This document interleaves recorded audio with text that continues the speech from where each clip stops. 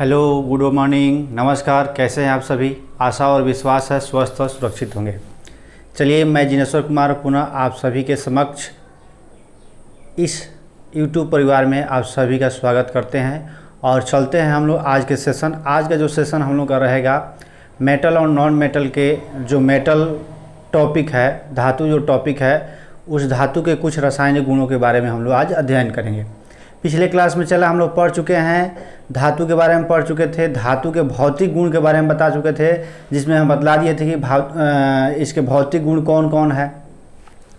जैसे आपको बतलाया गया था कि धातु में एक साउंड होता है जिसे धात्विक साउंड कहते हैं। धातु का एक खास प्रकार का चमक होता है जिसे धात्विक चमक कहते हैं। धातु का घनत्व हाई होता है, उच्च होता है। इसका क्वथनांक और गलनांक भी उच्च होता है। तमाम ऐसे बातों को हम लोग पिछले क्लास में अध्ययन कर चुके हैं। अगर नहीं देखे हैं पिछले क्लास तो जाकर देखिए और उसको देखकर और तब इस वीडियो को देखिएगा, बहुत समझ में आने वाला है। ठीक है, चलिए आज का सेशन प्रारंभ करते हैं। लेकिन फिर से पुनः आप सभी का इस परिवार में स्वागत है और बहुत बहुत धन्यवाद है। और आपसे नम्र निवेदन है कि अगर इस परिवार से नए हैं, परिवार पे नए हैं तो सब्सक्राइब कर ले। अगर पुराने हैं, पहले से जुड़ चुके हैं इस परिवार के साथ, तो चला इस सेशन को शेयर करो और जल्द जल्द से लाइक करो और पूरा एकदम आग की तरह इस सेशन को फैलाओ, ताकि यह जो परिवार हम लोग का है, यह परिवार एक बड़ा परिवार हो जाए, एक बड़ा परिवार हो जिससे हम लोग मिले तो एक अलग सा आनंद हो। ठीक है, तो चलते हैं, प्रारंभ करते हैं हम लोग का अपना सेशन। तो आज का जो सेशन हम लोग का रहेगा चला धातु के रासायनिक गुण के बारे में पढ़ेंगे। हम लोग किसके बारे में पढ़ेंगे? धातु के रासायनिक गुण। रासायनिक गुण, इसी टॉपिक के बारे में हम लोग पढ़ना है। धातु के रासायनिक गुण में हम लोग देखेंगे कि तमाम जो धातु हैं अलग अलग धातु से, अलग अलग पदार्थ से किस तरह से अभिक्रिया करता है और उस अभिक्रिया करके क्या क्या निर्माण करता है, इन्हीं सभी बातों के बारे में हम लोग क्या करेंगे, इस सेशन में अध्ययन करेंगे। ठीक है, तो यहाँ पे हम लोग पहला देखते हैं चला कि धातु जो है ऑक्सीजन से किस तरह से अभिक्रिया करता है।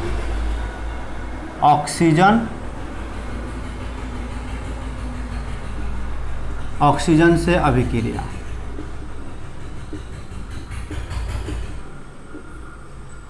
ठीक है, धातु जो है ऑक्सीजन से किस तरह से अभिक्रिया करता है, तो कहा जाता है कि धातु जो है ऑक्सीजन से अभिक्रिया करके ऑक्साइड का निर्माण करता है। किसका निर्माण करता है? ऑक्साइड का निर्माण करता है। ठीक है, किसका निर्माण करता है? ऑक्साइड का निर्माण करता है। जैसे एग्जाम्पल समझेंगे हम लोग, जैसे मैग्नीशियम है चला, यह जो ऑक्सीजन है यह अभिक्रिया करके यह MgO का निर्माण करता है, जिसे कहते हैं मैग्नीशियम ऑक्साइड। क्या कहते हैं? मैग्नीशियम ऑक्साइड कहते हैं। ठीक है, क्या कहा जाता है इसको? मैग्नीशियम ऑक्साइड कहते हैं। इस तरह से तमाम तत्व हैं जो क्या करते हैं, आपस में अभिक्रिया करके और ऑक्साइड का निर्माण करते हैं। अब देखिए यहाँ पे थोड़ा सा कि यह करता किस तरह से है, यहाँ पे समझ लेंगे और यहाँ पे देखेंगे कि यह Mg है और यह ऑक्सीजन है। ठीक है, दोनों अभिक्रिया कर रहा है। तो दोनों अभिक्रिया करने के लिए क्या करता है, यह मैग्नीशियम है, यह 2 इलेक्ट्रॉन छोड़ता है। कितना निकालता है? 2 इलेक्ट्रॉन। इलेक्ट्रॉनिक विन्यास पिछला क्लास हम पढ़ा चुके हैं। अगर कन्फ्यूजन हो किसी भी प्रकार के तो जाके पिछला क्लास आप देख सकते हैं और देख कर उसमें आप सीख सकते हैं इलेक्ट्रॉनिक विन्यास के बारे में। तो कहाँ से यह 2 इलेक्ट्रॉन आया, यह हमारे बस की बात नहीं है आप समझाना, क्योंकि हम पिछला क्लास में समझा चुके हैं आप लोग को। अगर नहीं समझ में आया है तो पुनः उस वीडियो को देखिए और समझिए। फिर भी समझ में नहीं आ रहा है तो कमेंट में लिखिए, हम उसके लिए एक स्पेशल वीडियो बना देंगे आपको पूरा इलेक्ट्रॉनिक कॉन्फ़िगरेशन का। ठीक है, घबराना नहीं है, चला पढ़ाएंगे, बहुत बढ़िया से पढ़ाएंगे, समझाएंगे भी। लेकिन पढ़ा देने के बाद से जो क्या फिर से दोबारा आता है तो फिर से बतलाना टाइम टेकिंग होता है, लंबा वीडियो हो जाएगा, आप ही लोगों को दिक्कत होगा। इसलिए अगर नहीं समझ में आ रहा होगा तो कमेंट में लिख दीजिए, हम दोबारा उस पर वीडियो बना देंगे, स्पेशल इलेक्ट्रॉनिक कॉन्फ़िगरेशन का वीडियो बना देंगे, अब पूर्ण रूप से समझ में आ जाएगा। अब यह 2 इलेक्ट्रॉन क्या करता है, यह ऑक्सीजन ले लेता है। अब जैसे 2 इलेक्ट्रॉन लिया, कितना इलेक्ट्रॉन लिया, 2 इलेक्ट्रॉन लिया, तो इस मैग्नीशियम पर Mg+ और इस पर O-2 आ जाता है।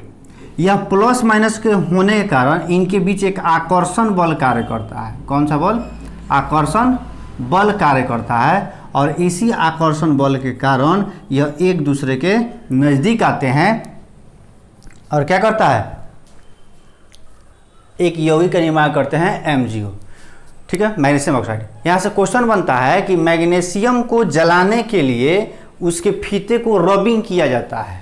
क्या करते हैं, रबिंग किया जाता है। क्यों रबिंग किया जाता है, क्वेश्चन हम बनाएंगे, जब क्वेश्चन आंसर हम आपको देंगे तो वहाँ पे ये क्वेश्चन है। क्यों किया जाता है, क्योंकि प्रॉपरली उसको जलने के लिए मैग्नीशियम जो है, मैग्नीशियम का जो फीता होता है उसके ऊपर ऑक्साइड का निर्माण कर लेता है, जिसके कारण क्या होता है, ब्लैक परत एक चढ़ जाता है।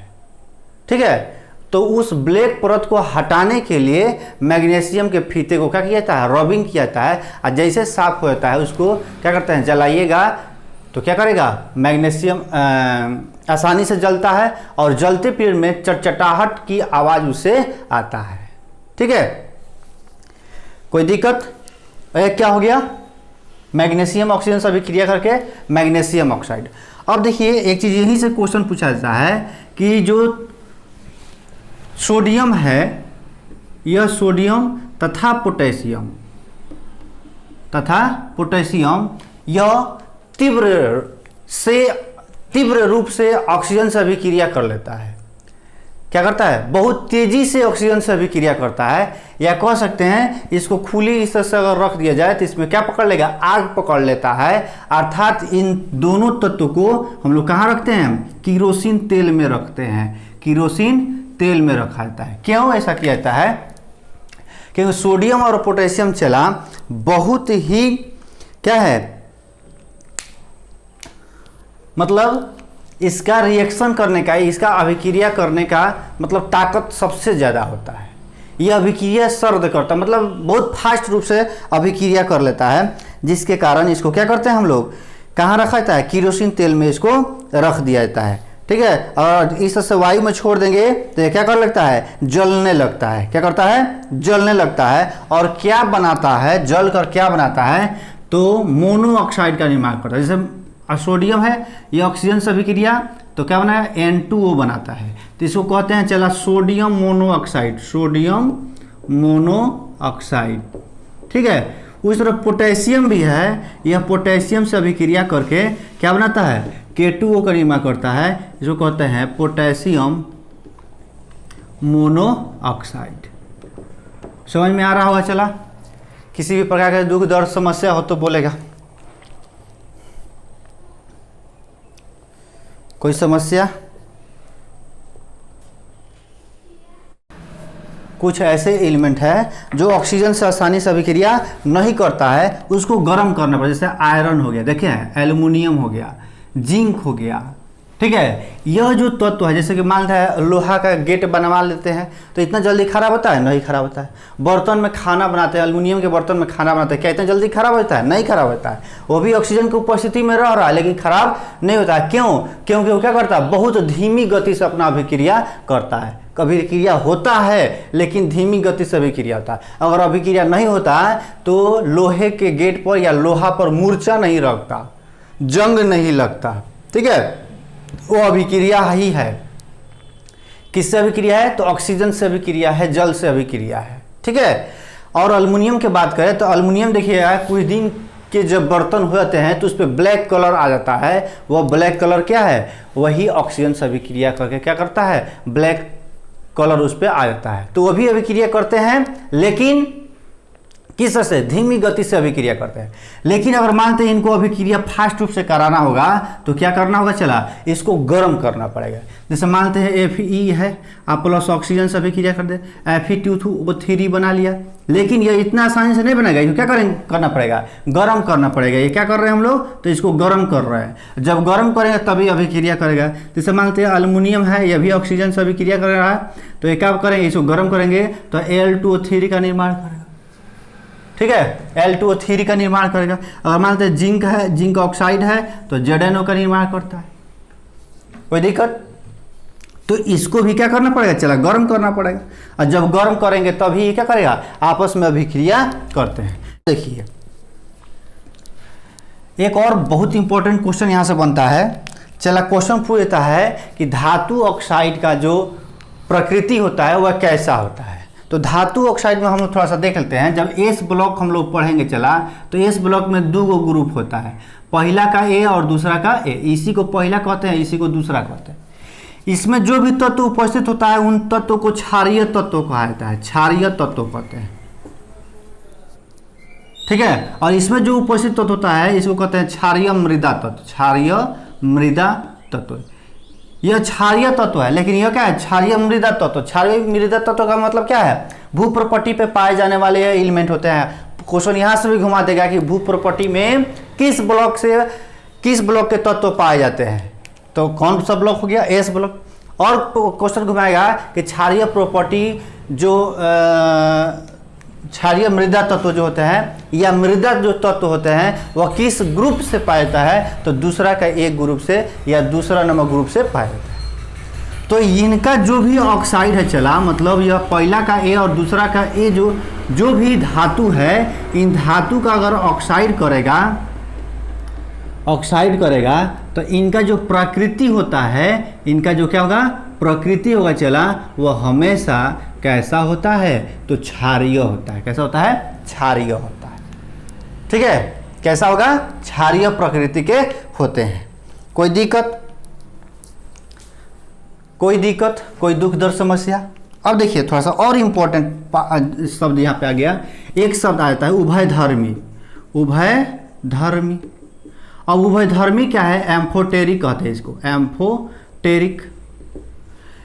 उभयधर्मी क्या है, वैसा कंपाउंड या वैसा धातु के ऑक्साइड जो किस से बिहेव करे, अम्ल की तरह बिहेव करे और क्षार की तरह बिहेव करे। अभी हम क्या बताएं कि धातु के ऑक्साइड कैसा बिहेव करता है, क्षारीय की तरह बिहेव करता है। उसका प्रकृति कैसा होता है, क्षारीय होता है। लेकिन कुछ ऐसे धातु के ऑक्साइड हैं जो क्या करता है, क्षारीय प्रकृति को भी प्रदर्शित करता है और अम्लीय प्रकृति को भी प्रदर्शित करता है। जैसे एग्जाम्पल में हम लोग देखते हैं Al2O3, यह चला क्षार से भी अभिक्रिया करेगा और यह अम्ल से भी अभिक्रिया करता है। जैसे कि मान लेते हैं यहाँ पे ACl से अभिक्रिया करा दिए, तो ये क्या करेगा, AlCl3, ठीक है, और H2O,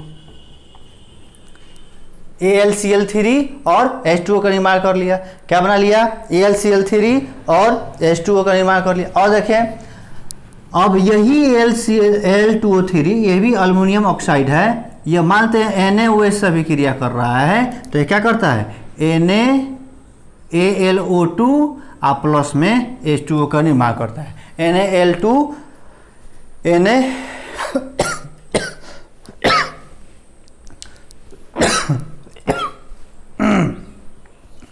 क्या बना लिया, NaAl2 प्लस H2O। अब देखेगा यहाँ पे चला कि यहाँ पे क्या है, यह ACl है, यह अम्ल है, और यह क्या है चला, यह क्या है, क्षार है। दिखाई दे रहा होगा यहाँ तक आप लोग को। तो यह Al2O3 है, अल्युमिनियम का जो ऑक्साइड है या धातु का जो ऑक्साइड है, यह अम्ल से भी अभिक्रिया कर रहा है और क्षार से भी अभिक्रिया कर रहा है। तो इस प्रकार के यौगिक को क्या कहते हैं हम लोग, उभयधर्मी कहते हैं। क्या कहते हैं, उभयधर्मी कहा जाता है। क्या कहते हैं, उभयधर्मी कहते हैं। अब धातु का जो ऑक्साइड होता है चला, वह जल में अविलेय होता है। बहुत इंपॉर्टेंट, धातु का जो ऑक्साइड है यह जल में अविलेय होता है। जल में क्या है, अविलेय है, घुलता नहीं है। लेकिन कुछ ऐसे धातु के ऑक्साइड हैं जो क्या करते हैं, घुल जाते हैं, मतलब अभिक्रिया उनसे कर लेता है। जैसे K2 और N2 अभी लिखाए थे, K2O पोटेशियम पर ऑक्साइड और सोडियम पर ऑक्साइड, यह क्या है, यह दोनों जल में घुलनशील होता है, मतलब जल से अभिक्रिया कर लेता है। ठीक, अब क्या बनाता है देखिए यहाँ पे, जैसे मानते हैं K2O है, यह जल में इसको डाल देंगे, यह घुल जाएगा और KOH का निर्माण कर लेता है, पोटेशियम हाइड्रोक्साइड का निर्माण करता है। उसी तरह Na2O है, यह भी जल से अभिक्रिया करेगा चला और क्या बना लेगा, NaOH का निर्माण करता है, सोडियम हाइड्रोक्साइड का निर्माण करता है। ठीक है, कोई दिक्कत यहाँ पे समझ में आ गया होगा। यह पोटेशियम, जैसे क्या लिखा दिया हम यहाँ पे कि सभी धातु ऑक्साइड जो होते हैं, धातु का जो ऑक्साइड होता है जल में अविलय होता है, लेकिन कुछ ऐसे धातु ऑक्साइड है जैसे K2O, Na2O, यह क्या करता है, जल से अभिक्रिया करता है या जल में घुलनशील होता है। बोलो कोई दुख दर्द समस्या हो तो, किसी भी प्रकार के कोई दुख दर्द समस्या तो नहीं ना है? समस्या हो तो बोलिए सर, कमेंट में लिखिए। समझ में आ रहा होगा तो आगे बढ़े हम लोग।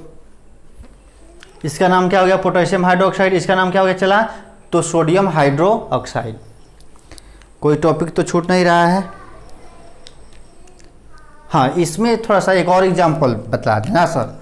इसका एग्जांपल एक और देख लीजिए, उभयधर्मी का ZnO होता है, zinc oxide, most important question पूछा जाता है। जिंक ऑक्साइड है, यह भी जिंक ऑक्साइड जो होता है क्या होता है, उभयधर्मी की तो होता है, मतलब यह Al2O3 मतलब ZnO आप प्लस HCl से अभिक्रिया करा दीजिए, ZnCl 2 आप प्लस में H2O का निर्माण करता है। उसी तरह यह ZnO है, यह किससे, NaOH से अभिक्रिया करा देंगे तो क्या करेगा, ZnOH का whole twice zinc hydro oxide,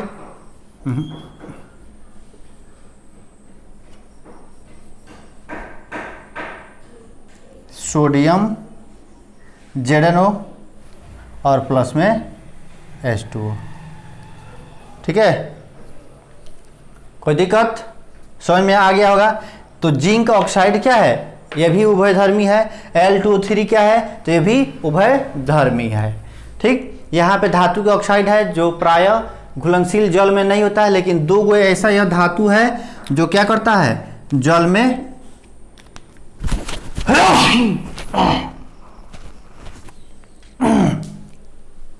जल में घुलनशील होता है। ठीक है, चलिए आगे बढ़ते हैं हम लोग और देखते हैं दूसरा टॉपिक जो है चला, जल से अभिक्रिया। अब देखो, जब जल से अभिक्रिया करता है कोई भी मेटल है, अगर जल से अभिक्रिया करेगा तो क्या बनाएगा, ऑक्साइड बना सकता है। क्या बना सकता है, धातु के ऑक्साइड या धातु के हाइड्रो ऑक्साइड और H2 गैस का निर्माण है। धातु के ऑक्साइड या हाइड्रो ऑक्साइड का निर्माण करता है। ठीक है, देखते हैं। अब देखिए, जो जल से अभिक्रिया होता है धातु का, यह धातु का जो जल से अभिक्रिया होता है यह क्रियाशीलता पर निर्भर करता है। चला, क्रियाशीलता पर निर्भर करता है। अगर अधिक क्रियाशील तत्व है तो बहुत तेजी से अभिक्रिया करेगा, अगर कम क्रियाशील है तो वह कम धीरे गति से, धीमी गति से अभिक्रिया करेगा, और साफा कम क्रियाशीलता कम है तो क्या करेगा, वो अभिक्रिया ही नहीं करेगा। जैसे हम लोग 3 कैटेगरी में बांटते हैं, अधिक अभिक्रियाशील, जैसे मानते हैं सोडियम हो गया, पोटेशियम हो गया, यह क्या होते हैं, यह अधिक अभिक्रियाशील होता है। यह अधिक अभिक्रियाशील होता है। जब अधिक अभिक्रियाशील होगा चला तो इसको हम लोग क्या, ये क्या करेगा, बहुत तेजी से अभिक्रिया करके और प्रोडक्ट का निर्माण करता है। ठीक है, जिसके कारण बताए हम कि इस Na और सोडियम और पोटेशियम को हम लोग कहाँ रखते हैं, केरोसिन तेल में रखते हैं। अगर इसे नॉर्मली छोड़ देंगे तो ये क्या करता है, आग पकड़ लेता है। ठीक है, पूरा धुआं कर देता है। ठीक, चलिए, तो दूसरा है यहाँ पे कम अभिक्रिया, मतलब मिडिल रेंज में। जैसे बतलाए थे हम पिछला, यहाँ पे बता दिए थे, एल्युमिनियम हो गया, आयरन हो गया या जिंक हो गया, यह क्या करता है, यह भी अभिक्रिया करते हैं लेकिन धीमी गति से अभिक्रिया करता है, मतलब बहुत धीमी गति से अभिक्रिया होता है। क्यों होता है, क्योंकि इनका क्रियाशीलता क्या होता है चला, बहुत कम क्या होता है, बहुत ही कम होता है। इसी कार्य को जब अभिक्रिया हम लोग जल से कराते हैं, इन सभी का जब जल से अभिक्रिया कराता है तो इनको हम लोग क्या करते हैं, इनको गर्म करना पड़ता है, हीट देना पड़ता है, एक बाह्य रूप से ऊर्जा देना पड़ता है। ठीक है। और तीसरा जो है चला, जो सबसे कम अभिक्रियाशील होता है, यह हो गया क्या, सोना, चांदी, लेड। तीसरा हो गया सोना, हो गया AU, AG, PB, यह सब क्या है, बहुत कम अभिक्रियाशील होते हैं, अर्थात यह जल से अभिक्रिया नहीं करता है। चला, ठीक है, यह जल से अभिक्रिया नहीं करते हैं। ठीक है। अब देख लेते हैं सबका एक एक एग्जाम्पल हम लोग। जैसे मानते हैं सोडियम के जो बात हम कह दिए क्या, कि यह अभिक्रिया कर क्या बनाता है, धातु के ऑक्साइड और क्या बनाता है, चला, धातु के ऑक्साइड और क्या बनाता है, हाइड्रोजन बनाता है। जैसे एग्जाम्पल इसे सोचिए, पहला का एग्जाम्पल देख रहे हैं। चला, जैसे मान लेते हैं सोडियम है, यह जल से अभिक्रिया करेगा तो क्या बनाएगा, Na2O और प्लस में H बना देगा, H गैस बनाएगा। अगर मानते हैं एल्युमिनियम से अभिक्रिया करा दिए चला, तो क्या बनाएगा, Al2O3 और प्लस में हाइड्रोजन गैस का निर्माण करता है। यह सब क्या है, अधिक अभिक्रियाशील एलिमेंट है। जैसे ही यह क्या करेगा, जल को देखेगा, फटाक देना अभिक्रिया करके प्रोडक्ट का निर्माण कर लेता है। ठीक है, समझ में आ रहा है। अगर कम अभिक्रियाशील के बारे में बात करें, जैसे मानते हैं Fe के साथ अभिक्रिया करा दिए जल को, तो इसको क्या करना पड़ेगा, गर्म करना पड़ेगा। अब जैसे गर्म करिएगा तो ये क्या बनेगा, FeOH, Fe2O3, यह बनाता है क्या, Fe3O4 और प्लस में जल का निर्माण करता है। क्या निर्माण करता है, जल का निर्माण करता है। उसी तरह से अगर दूसरा देखें, मैग्नीशियम के बारे में सोचे हैं, मैग्नीशियम के बारे में सोचिए, अभी बता चुके हैं, मैग्नीशियम है यह जल से अभिक्रिया करेगा, लेकिन जल से अभिक्रिया नहीं करेगा। इसको कराने के लिए हम लोग क्या करेंगे, गर्म करेंगे। और गर्म भी किस तरह से, तो यह क्या होगा, वेपर होगा, मतलब भाप होगा, वाष्प होगा। अब यह अभिक्रिया करेगा, क्या बनाता है, MgO और प्लस H2 गैस का निर्माण करता है। ठीक है, दूसरा का ये एग्जाम्पल हो गया। चला, अगर तीसरा का एग्जाम्पल देखें तो यह AU है, यह जल से अभिक्रिया क्या कर दिए, यहाँ पे नहीं करता है। ठीक, कोई दिक्कत, कोई दुख दर्द समस्या हो तो बोलिएगा। समझ में आ रहा होगा, समझ में आ गया होगा। आज हम लोग, आज के सेशन में चला, हम लोग पढ़ लिए क्या, दो रासायनिक अभिक्रिया पढ़ लिए, किसका, धातु का। एक तो रासायनिक अभिक्रिया पढ़ लिया ऑक्सीजन से, और दूसरा पढ़ लिया हम लोग किससे, जल से। ठीक है ना।